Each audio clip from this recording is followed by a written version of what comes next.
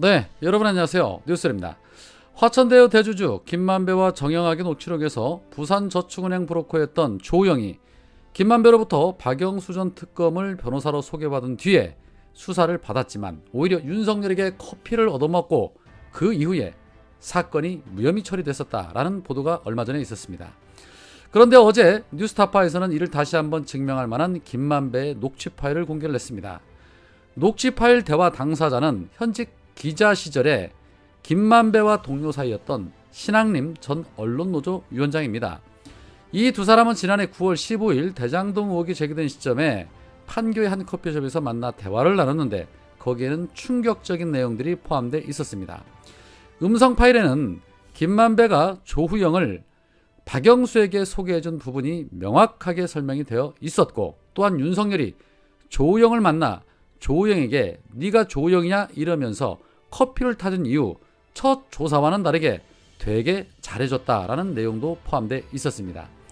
남욱 변호사의 검찰 진술 조서 내용과도 일치하는 부분입니다. 윤석열은 분명히 앞선 토론회에서도 조후영은 알지 못한다라고 말한 바 있습니다.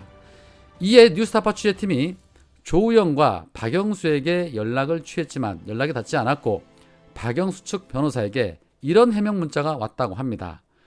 조후영 사건을 수임한 것은 기억이 나지만 너무 오래된 일이라서 누구의 소개로 수임한 것인지, 검찰 관계자에게 부탁을 했는지, 김만배에게 질문과 같은 취지의 말을 했는지 여부는 기억나지 않는다. 참고로 당시 박 변호사는 소속 법무법인의 실무 변호사에게 맡겨서 업무를 수행했기 때문에 구체적인 사정에 대해서 기억하지 못한다라는 답변이 왔다고 합니다.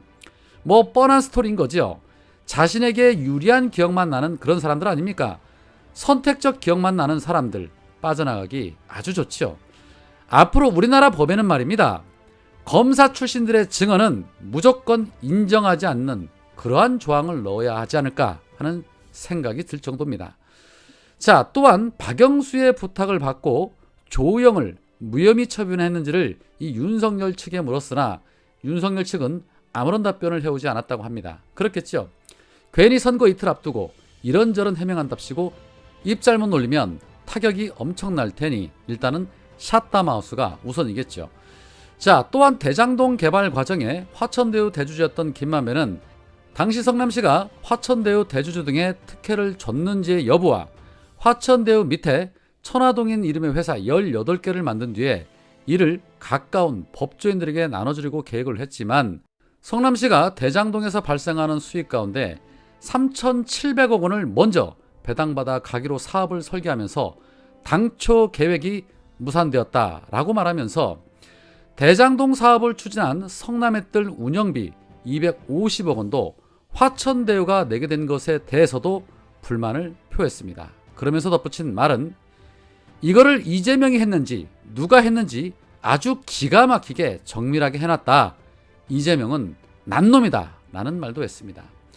이후에도 이재명 시장이 공원이나 터널 조성 비용 등을 화천대유에 추가 부담하도록 하자 욕을 많이 했다면서 땡땡 같은 놈, 공산당 같은 새끼 했더니 성남시 의원들이 찾아와서 그만 좀 하라고 했다라는 말도 했습니다.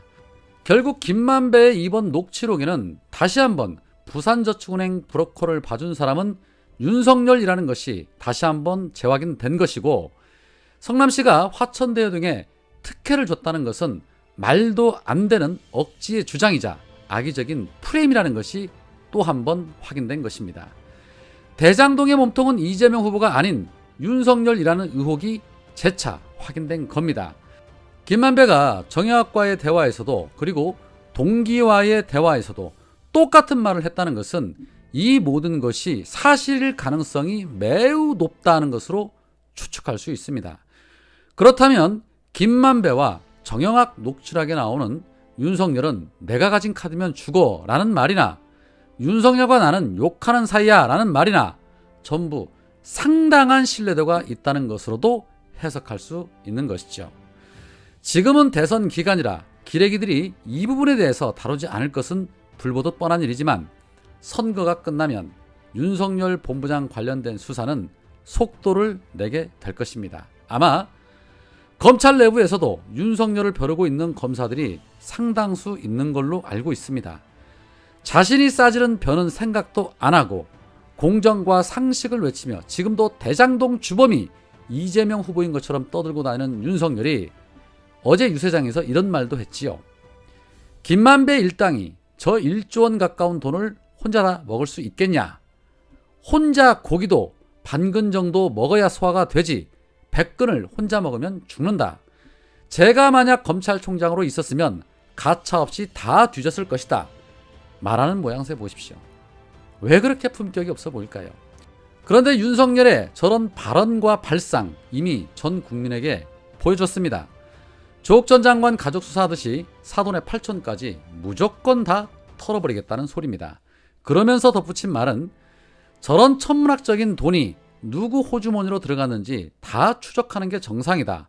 정권이 바뀌면 이 국민의 피 같은 돈이 어디로 흘러가는지 다 드러나게 돼 있다라고 말하면서 자신이 집권하면 반드시 수사하겠다라는 의지를 드러냈습니다. 또한 이런 부정부패 몸통인 이재명 후보로 선출한 저 민주당은 도대체 어떤 당인가? 같이 썩은 거다. 집단적으로 조직적으로 썩은 거다. 같이 해먹으면 대범해진다 라고 입을 털어댔습니다. 거짓말을 너무 자주 하다 보면 본인도 이게 거짓인지 참인지 헷갈리고 나중에는 현실을 자각하고 산다는 말이 있습니다. 정말 후한무치의 극치를 보고 있는 듯합니다. 지금 구속 기소된 김만배의 입에서 나오는 표적은 윤석열을 정조준하고 있는데 이재명 후보와 민주당이 다 해먹었답니다. 이런 걸 보고 우리가 사건 바꿔치기라고 하던가요? 그동안 많이 봐왔던 모습이죠. 피의자와 피해자를 바꾸는 전형적인 정치검사들의 모습을 보는 듯합니다.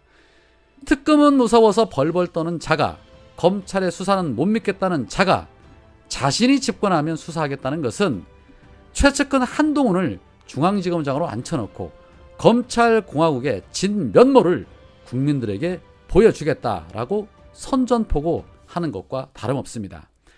이재명 후보가 토론에서 이런 말을 했지요. 대장동 특검에서 문제가 발생되면 당선 여부와 상관없이 책임질 의향 있습니까?